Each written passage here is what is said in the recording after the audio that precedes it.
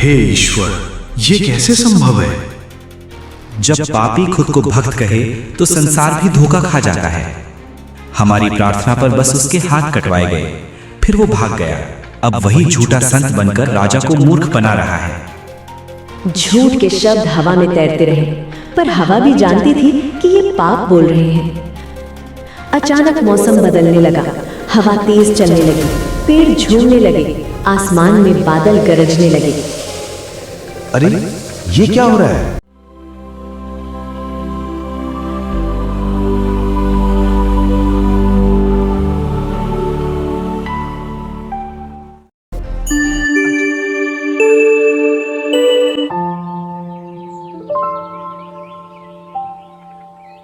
स्वामी, आज आपका मन बड़ा शांत लग रहा है। नहीं राधा, ये शांति भीतर की हलचल है। मन बार बार कहता है कि अब यात्रा का समय आ गया है। फिर वही यात्रा, हर बार आप जाते हैं और महीनों लौटते नहीं। घर बच्चा सब आपका इंतजार करते हैं। राधा, संत का जीवन परिवार के लिए नहीं, पूरे संसार के लिए होता है। पर तुम निश्चिंत रहो, जहां भी जाऊंगा तुम्हारे प्रेम का दीप साथ रहेगा।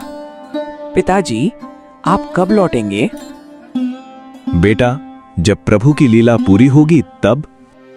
संत जी अपनी यात्रा पर निकल जाते हैं।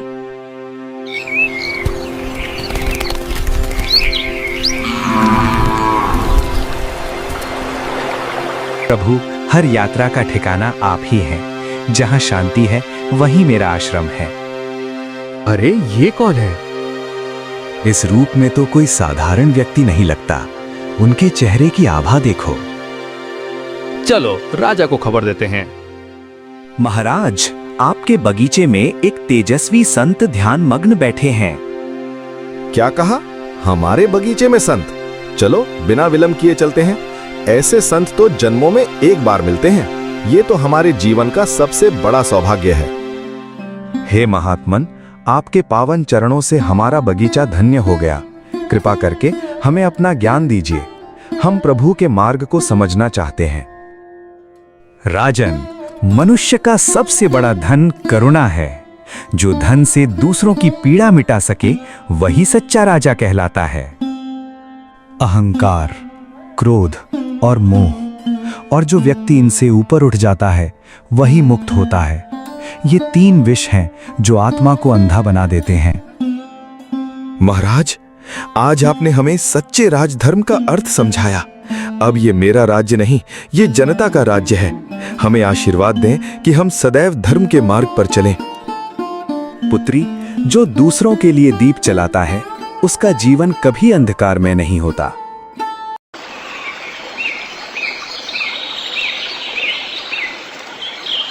समय बीतता गया, दिन महीनों में और महीने पूरे एक वर्ष में बदल गए। संत जयदेव का वचन लोगों के जीवन में प्रकाश बन गया। राजा हर निर्णय से पहले उनसे परामर्श लेने लगे थे। रानी भी रोज भक्ति में डूबी रहती थी।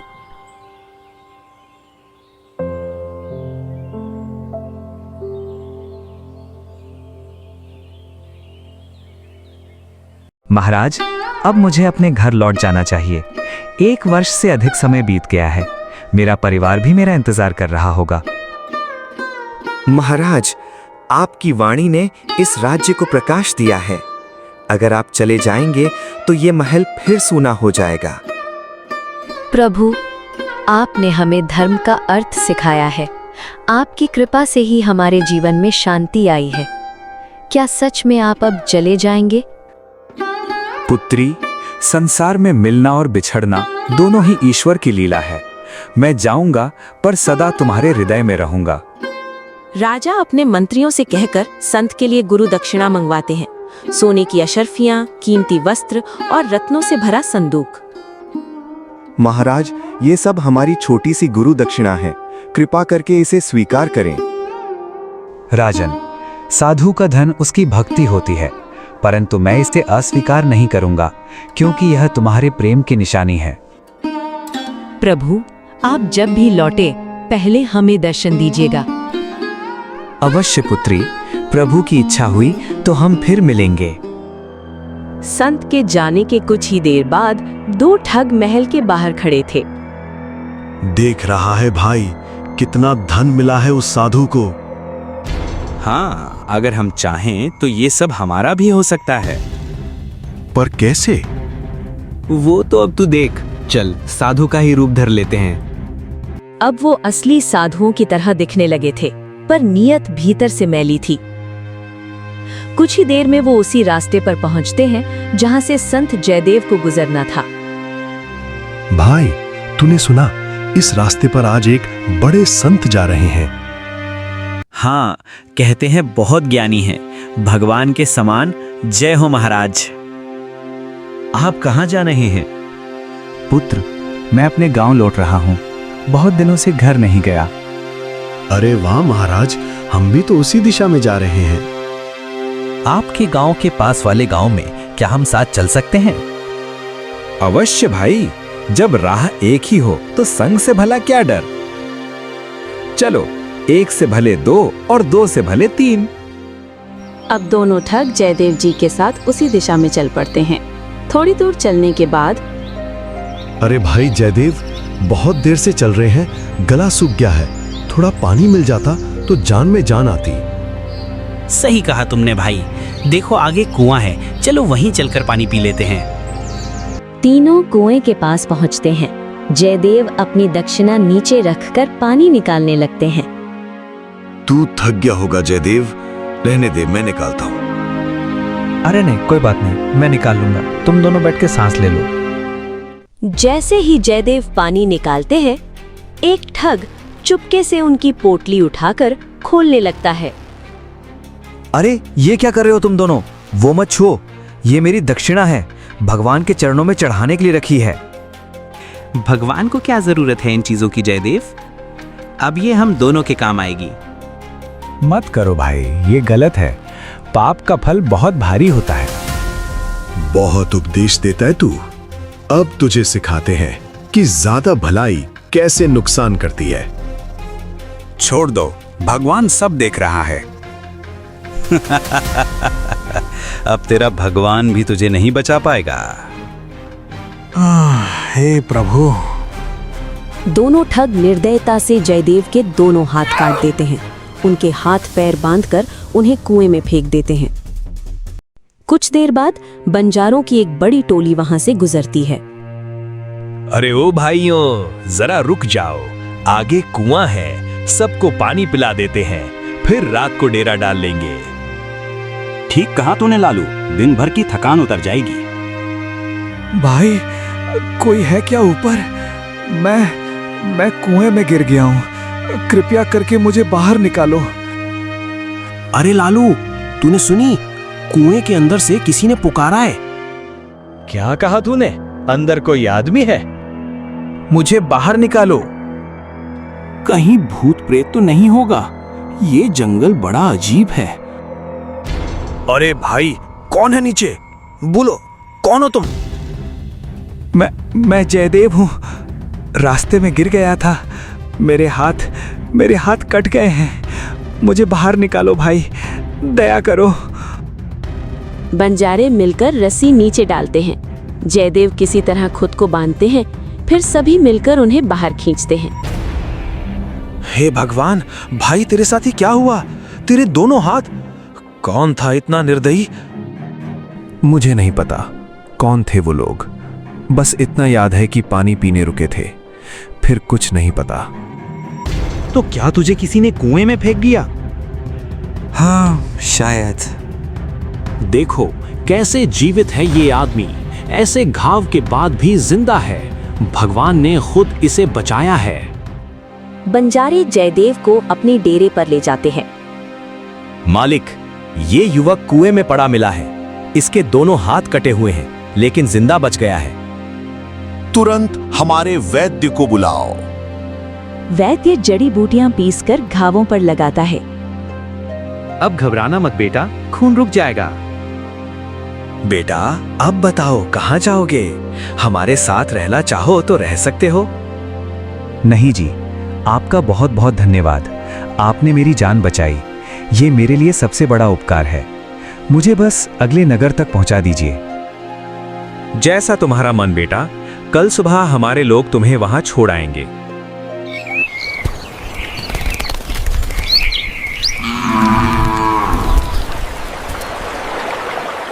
अगले दिन सुबह बंजारों का एक समूह जयदेव को बैलगाड़ी में बिठाकर राजा के महल तक ले जाता है। संत जयदेव एक बार फिर उसी बाग में लौट आए थे, पर इस बार देह से घायल पर मन से अडिग। उनकी आंखों में अब संसार का सच्चा ज्ञान और भी गहराई से झलक रहा था। अरे ये तो हमारे महाराज के अतिथि हैं। देखो कैसी हालत हो गई है। चलो खबर तुरंत राजमहल में देते हैं।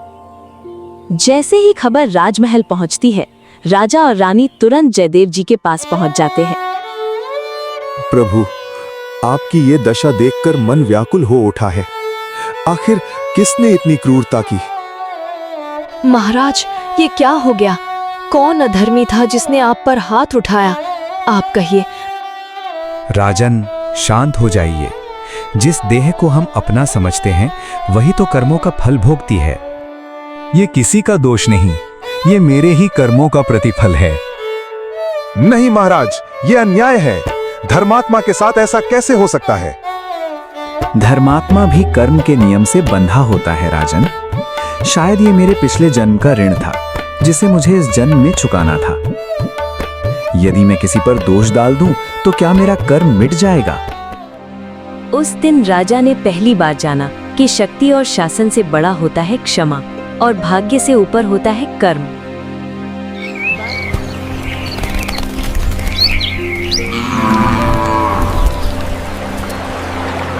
बारह वर्ष बीत चुके थे। इन 12 वर्षों में 3 बार अकाल पड़ा। लोग भूख और प्यास से तड़प उठे थे। पर इन सब के बीच 2 व्यक्ति अब भी अपने लोभ में डूबे थे। वही 2 ठग जिन्होंने संत जयदेव को लूटा था। 12 वर्षों में 3 बार अकाल पड़ा, पर इन सब के बीच वही 2 ठग अब भी अपने लोभ में डूबे थे। देख भाई, वो सारा सोना, वो अशरफियां, सब खत्म हो गया। लेकिन कोई बात नहीं, किस्मत फिर पलट जाएगी। किस्मत पलटेगी? अरे भाई, पलटवानी पड़ेगी। हम जैसे चालाक लोग यूं ही भूखे नहीं मर सकते। सुना है इस नगर का राजा बहुत दयालु है। अगर हम उसके पास जाएं तो कुछ ना कुछ जरूर देगा। कहते हैं वो हर साधु को सम्मान देता है। सही सुना तूने। और हाँ, सुना है वो संत जयदेव जिन्हें वो पूछता था अब मर चुके हैं। तो अब हमारा कोई पहचानने वाला भी नहीं बचा। तो फिर तय रहा, हम साधु बनकर उसी राजा के पास चलेंगे। थोड़ी बहुत कथा कहानियां याद कर लेंगे, कुछ मीठी बातें बनाएंगे और राजा को फंसा लेंगे। हाँ, वही करेंगे जैसे पहले किया था। अब की बार थोड़ा समझदारी से खेलेंगे। राजा को अपने शब्दों से ऐसा बांधेंगे कि सारा खजाना हमारे पैरों में रख देगा। और इस तरह बिना किसी पश्चाताप के वो दोनों फिर निकल पड़े उसी दिशा में जहां से उनके पापों की शुरुआत हुई थी। उन्हें ये जरा भी एहसास नहीं था कि अब वही भूमि, वही राज्य और वही संत उनके लिए कर्म का अंतिम न्याय बनकर इंतजार कर रहे हैं। समय ने बहुत कुछ बदल दिया था। राजा में विनम्रता, रानी में भक्ति और राज्य में संतोष लौट आया था। पर आज उस बगीचे में 2 ऐसे चेहरे आने वाले थे जिन्होंने कभी इस संत की परीक्षा ली थी। दोनों ठग उसी बगीचे में पहुंचते हैं। भाई, ये तो वही जगह लगती है। देख, ये बगीचा, ये महल सब पहचान में आ रहा है। पर ये क्या? यहाँ तो कोई साधु प्रवचन दे रहा है। अरे हाँ, लोग तो श्रद्धा से बैठे हैं। चल देख लेते हैं कौन है। दोनों आगे बढ़कर देखते हैं। अरे भाई, ये तो वही है जिसके हमने हाथ काटे थे। ये तो मर गया था ना, अब ये जिंदा कैसे है? अब गया काम से। अगर इसने हमें पहचान लिया तो राजा से सख्त सजा दिलवाएगा। हमें यहाँ से भाग चलना चाहिए। अब अगर भागेंगे तो लोग हमें चोर या जासूस समझेंगे। अब तो सीधा सामने ही जाना पड़ेगा। दोनों डरते डरते संत जयदेव के पास पहुंचते हैं। महाराज, देखिए, मेरे 2 प्रिय मित्र आ गए हैं। ये दोनों बहुत ही अच्छे व्यक्ति हैं। कृपया इनका सम्मान कीजिए। राजा चकित हो जाते हैं, पर जयदेव के कहने पर बिना देर किए दोनों ठगों के चरण छूते हैं। भाई, लगता है इसने हमें पहचाना नहीं। कितना बड़ा भाग्य है हमारा। सच कहा तूने, वरना आज तो प्राण ही निकल जाते।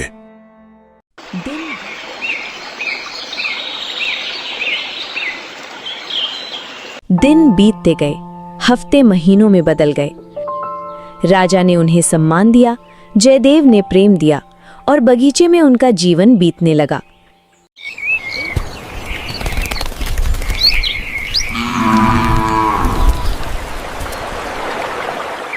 एक वर्ष गुजर गया, पर उनके दिलों में पछतावे की एक किरण भी नहीं जगी। समय का चक्र घूम चुका था। एक वर्ष बीत गया और अब वो समय आया जब दोनों ठग अपने घर लौटना चाहते थे। संत जयदेव के हृदय में दया की गंगा बह रही थी। वो अब भी उन्हें मित्र समझते थे, भले ही उनकी मंशा कलुषित थी। महाराज, ये दोनों अब अपने घर की ओर प्रस्थान करना चाहते हैं। कृपया कर इन्हें दक्षिणा स्वरूप कुछ धन दीजिए और इनके साथ 2 सैनिक भेज दीजिए ताकि ये मार्ग में सुरक्षित रहें। आपका कहना ही आज्ञा है महाराज। सैनिकों, तैयार हो जाओ। इन दोनों साधुओं को उनके गांव तक पहुंचा कर आना।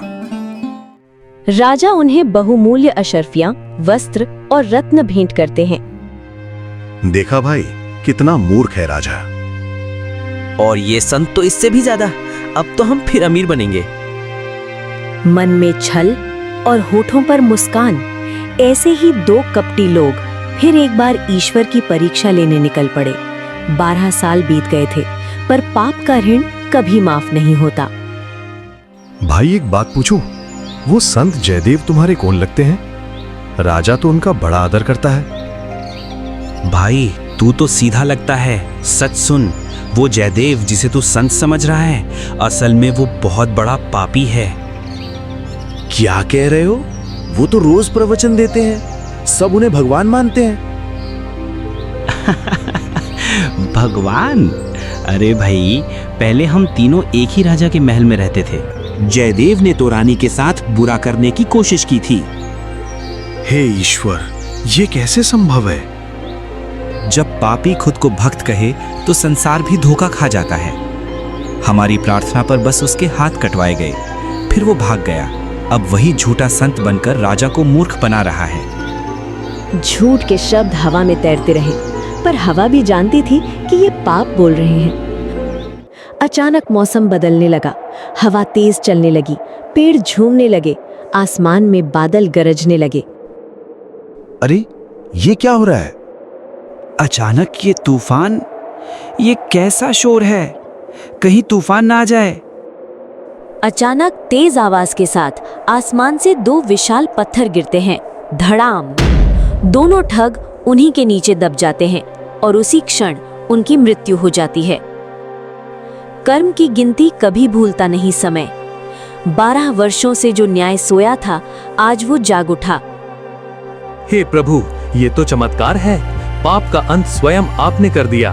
चलो राजा तक ये खबर पहुंचाते हैं। महल में एक अजीब सी खामोशी थी। राजा की आंखों में बेचैनी थी। क्या हुआ? मेरे अतिथि कहाँ हैं? क्या वे सुरक्षित अपने गांव पहुंच गए? महाराज, वो अब जीवित नहीं हैं। क्या? मर गए? लेकिन कैसे? महाराज, हम जंगल से गुजर ही रहे थे कि अचानक आसमान से भयानक गर्जना हुई और 2 विशाल पत्थर आकाश से टूट कर गिरे। दोनों साधु उसी क्षण उनके नीचे दब गए। उनकी मृत्यु तत्काल हो गई। हे ईश्वर, क्या उन्होंने कुछ कहा था मरने से पहले? हाँ महाराज, एक बात उन्होंने कही थी जिसे सुनकर मेरा हृदय कांप उठा। क्या कहा उन्होंने? साफ साफ बताओ। महाराज, उन्होंने संत जयदेव जी के बारे में नीच और झूठे शब्द कहे। उन्होंने कहा कि जयदेव कोई संत नहीं बल्कि अधर्मी और पापी व्यक्ति थे। सैनिक के शब्द हर दिशा में गूंज गए, हर हृदय में विस्मय और जयदेव के हृदय में करुणा उतर आई। फिर वो जोर जोर से रोने लगे। हे राजन, वो बेचारे मेरे अपने थे। उनका मन लोभ से अंधा था।